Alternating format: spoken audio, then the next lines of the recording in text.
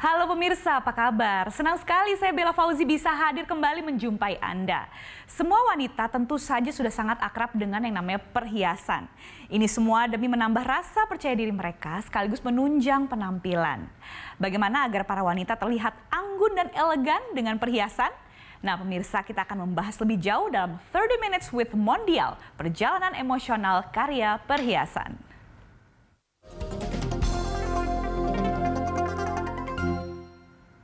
Dan saat ini saya tidak sendirian karena telah hadir bersama kami di studio Bapak Leslie Christian Saputra, General Manager dari Mondial. Pak Leslie, apa kabar? Baik sekali Mbak Bella. Sehat ya Pak? Sehat. Sehat. Wah, berarti udah siap nih hari ini kita ngobrol-ngobrol tentang Mondial ya Pak ya.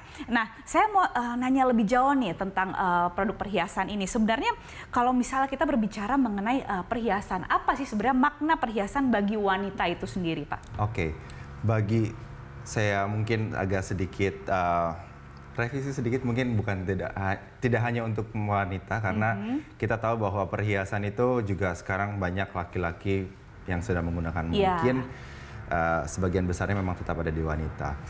Nah, ada dua sebenarnya Mbak Bella prinsip dasar apa alasan dibalik seseorang itu membeli perhiasan. Yang pertama adalah alasan dari segi emosionalnya, bahwa perhiasan itu bisa kita gunakan dan kita bisa menikmati perhiasan tersebut, dan pastinya untuk orang-orang yang beli perhiasan ini akan menimbulkan rasa yang bahagia, enjoyment yang tinggi, dan juga mereka bisa share kepada teman-temannya, bisa show kepada teman-temannya juga mengenai perhiasannya mereka. Dan juga yang tidak kalah penting adalah bahwa perhiasan itu bisa kita wariskan sesuai dengan tema hari ini, bahwa perhiasan itu bisa kita wariskan ke next generation-nya gitu. Itu alasan emosional yang ada di balik kenapa seseorang itu membeli perhiasan. Betul, bisa sebagai diwariskan untuk anak cucunya mungkin ya. Jadi investasi untuk generasi berarti ya. Oke, dan juga untuk menunjang penampilan juga. Betul, karena itu untuk meningkatkan rasa percaya diri juga pastinya, apalagi untuk seorang wanita. Dan yang kedua adalah dari segi financialnya itu sendiri. Ada financial motivations yang di balik itu semua, di mana itu juga menjadi alasan yang cukup kuat orang-orang membeli perhiasan. Gitu. Kenapa? Karena bagaimanapun perhiasan itu memiliki satu nilai atau value yang bisa dibilang banyak orang bilangnya adalah beauty investment. Ya. Tetap dapat menunjang penampilannya, tapi juga tetap dapat dari segi financial atau financial motivationsnya untuk investasi. Ya betul. Pada akhirnya bisa lari ke situ juga ya untuk investasi kita juga nantinya. Sehingga nanti customer kami, bagi saya orang yang beli perhiasan itu adalah smart buyer ya. Karena penampilan dapat dan juga investasinya juga ada. Betul, hitung-hitung untuk tabungan gitu ya Pak ya. Oke, baik. Nah ini kan kalau misalnya berbicara mengenai perhiasan, sebenarnya kan di seluruh lapisan masyarakat itu kan sudah lama mengenal perhiasan gitu ya, dari semua masyarakat biasa sampai kalangan public figure dan juga anggota kerajaan dan masih banyak lagi. Bagaimana Bapak Leslie melihat itu? Oke, kalau mengenai public figure atau tadi mengenai anggota kerajaan, pasti yang terkenal itu adalah kerajaan Inggris. Ya, saya mungkin akan bahas sedikit mengenai apa saja yang kiprah perhiasan ini dikaitkan dengan anggota kerajaan, termasuk kerajaan Inggris. Ya, kita tahu bahwa Prince Charles atau yang kemarin sudah dinobatkan menjadi King Charles. King Charles ketika beliau melamar Princess Diana tahun kurang lebih 1981 kalau tidak salah. Yang lalu. Dan pada saat itu di situ ada fenomena perhiasan yang cukup ikonik yang sampai hari ini sebenarnya itu masih menjadi legend. Yaitu adalah cincin pertunangannya mereka. Nah, cincin pertunangannya itu menjadi legend kenapa? Karena sampai hari ini desainnya itu Mbak Bella, desain cincin tunangan atau engagement Prince Charles kepada Princess Diana saat itu masih digunakan sampai dengan hari ini. Waktu itu Prince Charles melamar dengan carats of blue sapphire saat itu, ya 12 karat blue sapphire. Ya, kenapa? Karena banyak artikel mengatakan bahwa Princess Diana ini sangat suka dengan yang warna biru. Ya, dan cantik sekali warnanya. Ya, warna biru, sehingga kalau banyak media yang menangkap foto-foto dari Princess Diana itu, banyak juga princess itu menggunakan baju-baju biru. Gitu. Iya, betul. Dan waktu itu, that's why itu salah satu alasan kenapa akhirnya Prince Charles memberikan batu sapphire itu ya, senilai 12 karat. 12 karat itu, yang di state kurang lebih 12 karat. Tapi sapphire itu sebenarnya bukan satu hal yang baru di dunia kerajaan, di anggota kerajaan. Karena sebenarnya Queen Elizabeth itu dan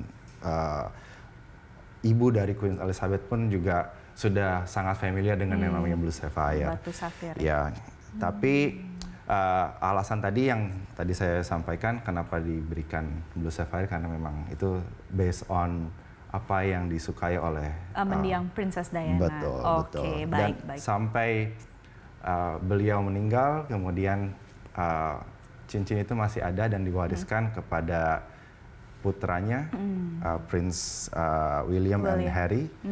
Tapi yang menerima sebenarnya kan Prince Harry. But again, karena Prince William yang duluan melamar Kate Middleton saat itu tahun 2010, that's why diberikan kepada Prince William untuk melamar Kate Middleton. Dan sampai hari ini cincinnya ada di tangannya Kate Middleton. 7 tahun kemudian Prince Harry melamar Meghan. Dan juga dia memberikan diamond, tapi bukan blue sapphire ya, beda nih. Diamond, tapi di dalam diamondnya itu 3 carats of cushion cut namanya, dan di pinggirnya itu ada beberapa berlian, di mana berliannya itu adalah sebenarnya warisan dari Princess Diana juga. Jadi di situ dari 2 contoh itu kita bisa melihat bahwa perhiasan itu sangat erat hubungannya dengan warisan. Iya, pasti. Ya, itu diturunkan intinya. Untuk generasi di bawahnya. Betul. Pasti berguna pastinya. Betul. Karena seperti contohnya, even Prince Charles ketika melamar Camilla. Ya, itu pun dia menggunakan berlian yang menggunakan stone dari Queen Elizabeth sebenarnya dari ini. Baik. Ini menarik sekali sih perbincangan mengenai perhiasan sebagai investasi yang bisa diwariskan ke generasi selanjutnya gitu, Pak. Tapi ini karena kita harus jeda dulu, Pak. Kita akan lanjut setelah yang satu ini ya, Pak ya. Oke, baik. Pemirsa, 30 Minutes with Mondial, perjalanan emosional karya perhiasan akan kembali setelah yang satu ini.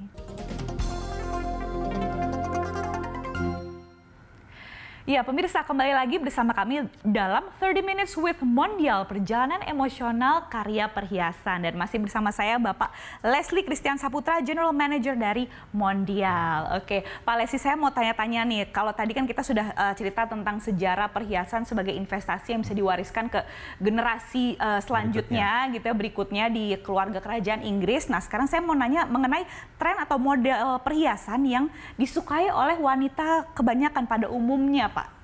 Itu seperti apa? Tren perhiasan itu yang pertama ada 2 jenis sebenarnya, yang klasik atau timeless, atau dan satu lagi yang a bit fancy sebenarnya, Mbak Bella.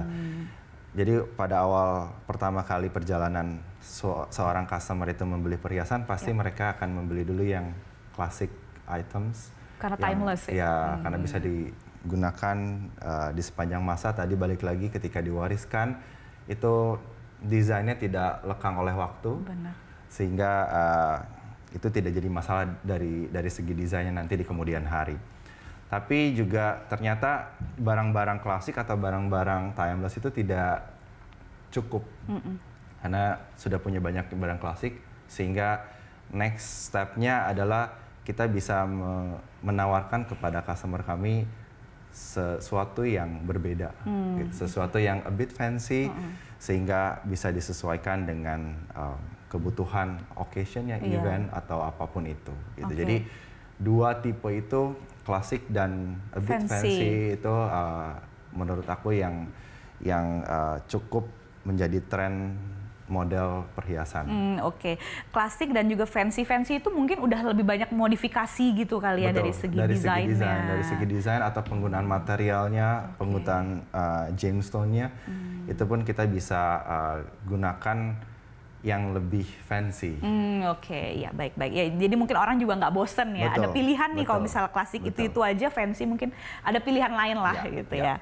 Oke, baik-baik. Nah, lantas bagaimana penggunaannya agar selaras dengan penampilan nih? Karena kan setiap orang mungkin punya style yang berbeda, taste yang berbeda. Tapi kalau dari Pak Leslie sendiri ada nggak sih kayak mungkin semacam tips and tricks mungkin untuk mix and match baju penampilan dengan perhiasan yang digunakan gitu? Iya. Yang pertama pastinya know your character first. Jadi yang penting para customer kami tadi seperti Mbak Bella bilang punya kepribadian yang berbeda, punya jenis perhiasan pun pasti yang akan berbeda. Betul. So know your character first, and then know your occasions.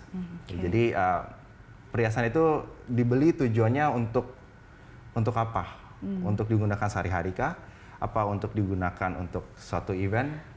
Kalau di Indonesia mungkin banyak event-event wedding atau event-event formal, informal dan lain-lain, sehingga itu bisa disesuaikan dengan nanti ketika melihat perhiasannya. Gitu. Mungkin yang terakhir outfit, tapi sebenarnya kalau outfit menurut saya perhiasan juga cukup bisa digunakan di semua outfit ya sebenarnya. Gitu. Dan balik lagi ke taste masing-masing orang. Betul, itu tadi know your character. Know your character. Balik lagi ke situ ya. Oke, baik. Jadi intinya know your character and know your occasion gitu ya. Oke, baik. Lantas nih Pak Leslie melihatnya seberapa besar sih animo masyarakat Indonesia terhadap perhiasan? Oke, ada 3 hal yang menyebabkan sebenarnya untuk menjawab pertanyaan ini ada 3 hal yang saya mau kasih gambarannya. Yang pertama, bahwa daya beli masyarakat terutama di Indonesia ini meningkat karena based on Bank Dunia ada 5 grup kelompok masyarakat yang ada di Indonesia, mulai dari yang kaya, menengah, menuju menengah, rentan sampai ke yang paling bawah.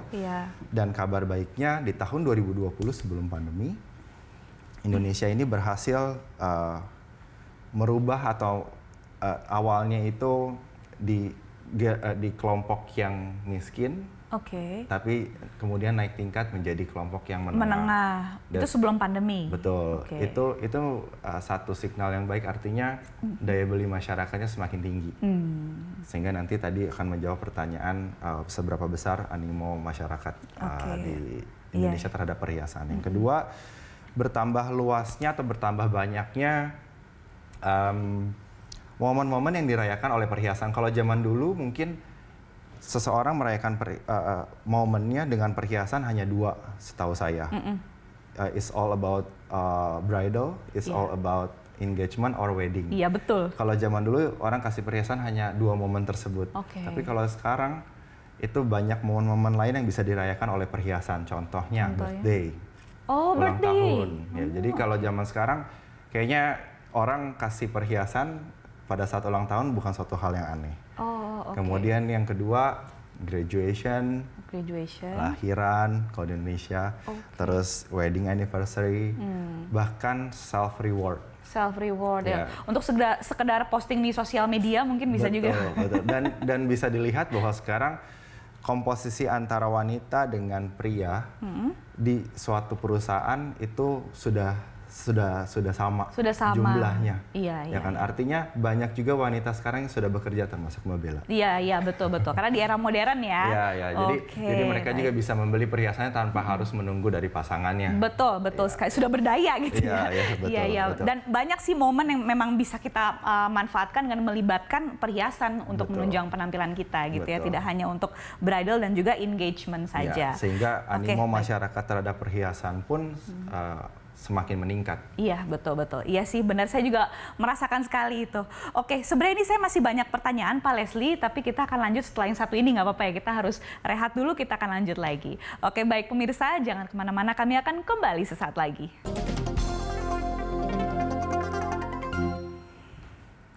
Pemirsa, Anda masih bersama kami dalam 30 Minutes with Mondial, perjalanan emosional karya perhiasan. Dan masih bersama Bapak Leslie. Oke Pak, kita lanjut lagi Pak. Kali ini di segmen ini saya ingin bertanya lebih jauh mengenai produk Mondial. Kalau tadi kita udah bercerita mengenai background perhiasan, kita udah bercerita tentang itu. Nah sekarang saya ingin tahu mengenai brand Mondial itu sendiri. Bisakah Bapak menjelaskan atau memberikan gambaran mengenai brand Mondial dan bagaimana sih kisah kiprahnya brand ini bisa hadir di Indonesia? Oke, brand Mondial ini sebenarnya awal pertama berdiri di tahun 1979.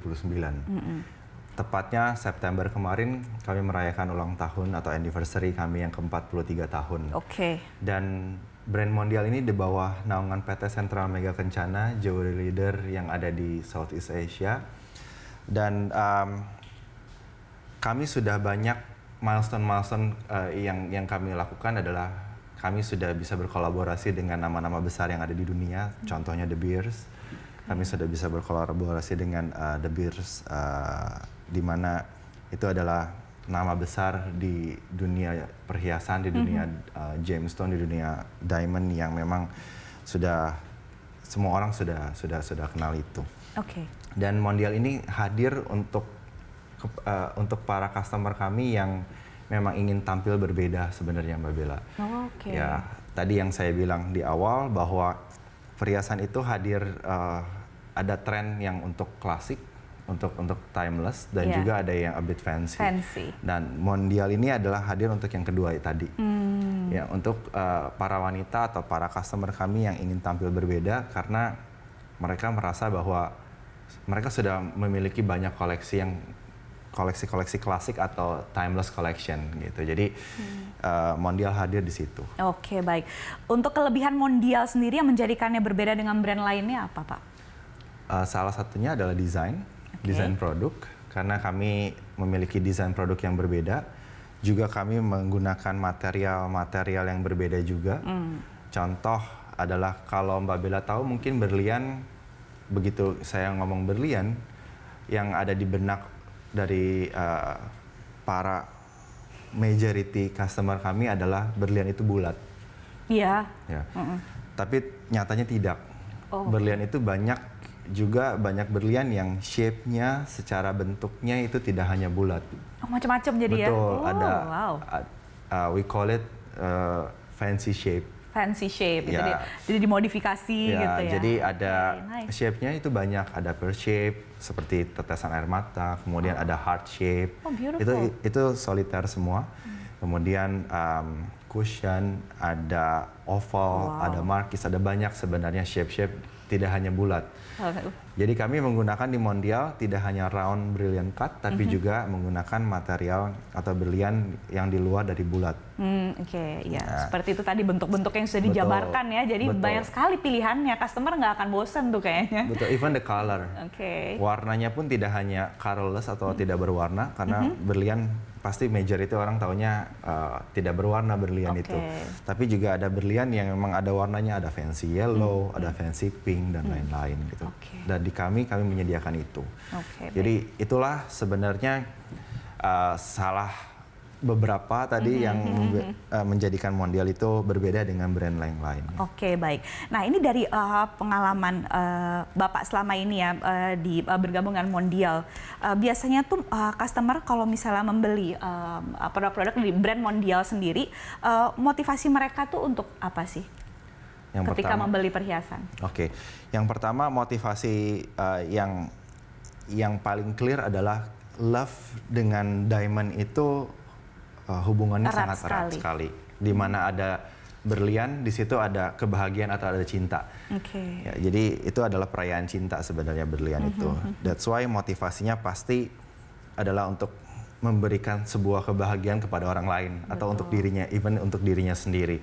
Itu adalah motivasi terbesarnya. Mungkin nanti next motivasinya adalah tadi yang di awal di segmen 1 kita sudah sampaikan mengenai financial motivation, itu pun ada sebenarnya, tapi tidak banyak. Kenapa? Karena perhiasan ini, terutama perhiasan yang menggunakan berlian, itu seharusnya bisa diwariskan kepada next generation-nya, sehingga motivasi untuk menjual kembalinya itu is the last option. Oke, iya sih betul. Meskipun bisa menjadi ya investasi jangka panjang juga Betul, gitu kan. Oke, betul. baik-baik. Jadi banyak kegunaannya sebenarnya Betul. ya. Oke, lantas setelah era pandemi yang sebentar lagi masuk ke era endemi seperti sekarang ini, seberapa besar pengaruhnya terhadap penjualan perhiasan Mondial gitu? Tadi karena perhiasan diamond dengan cinta atau dengan love itu erat hubungannya. Di era pandemi kemarin dengan di era nanti normal atau endemi, Amin, menuju normal ini, Amin. yang namanya pernikahan pasti akan tetap ada. Pasti. Even kemarin pandemi sekalipun, Iya. mungkin ada Dengan beberapa segala yang di-adjust. aturannya ya. Iya, ada yang di-adjust, tapi pernikahannya sendiri tetap ada. Dan pernikahan itu membutuhkan yang namanya wedding ring, which wedding ring itu membutuhkan juga diamond. Jadi di situ kami pasti ada impact dari pandemi ini, pasti kita ada impactnya. Ya, tapi tetap butuh orangnya. betul, karena ada menjadi satu kebutuhan. Gitu. Betul, oke. Ya saya juga setuju sih, karena saya juga melihat sendiri memang seperti itu. Wedding tetap ada, tetap Ya. jalan dengan Ya. penyesuaian gitu ya. Ya. Oke, baik Pak Leslie, ini pertanyaan terakhir. Mondial sebagai warisan karya dalam makna perhiasan. Bagaimana Bapak memaknainya? Oke, perhiasan itu dibeli motivasi pertamanya bukan hanya dari financial, tapi lebih beratnya kepada tadi emotional motivations yang di dalamnya adalah warisan. Warisan. Dan seperti tagline-nya Diamond, a diamond is forever, seharusnya diamond itu bisa menjadi suatu warisan yang kita bisa wariskan ke generasi berikutnya. Dari saya begitu. Oke, baik. Dan sudah ada contohnya dari keluarga kerajaan Ya. Inggris begitu ya, Ya. Pak ya. Oke, baik. Terima kasih banyak atas waktu dan sharing Ya, pengalamannya sama-sama. bersama Mondial, Bapak Leslie. Semoga sehat selalu dan semoga semakin sukses Amin. untuk brand Mondial ke depannya. Ya. Terima kasih Thank you. sekali lagi. Sehat selalu ya, Pak ya. Ya. Oke, baik. Pemirsa, demikian 30 Minutes with Mondial, perjalanan emosional karya perhiasan. Atas nama seluruh kerabat kerja yang bertugas, saya Bella Fauzi undur diri. Terima kasih dan sampai jumpa.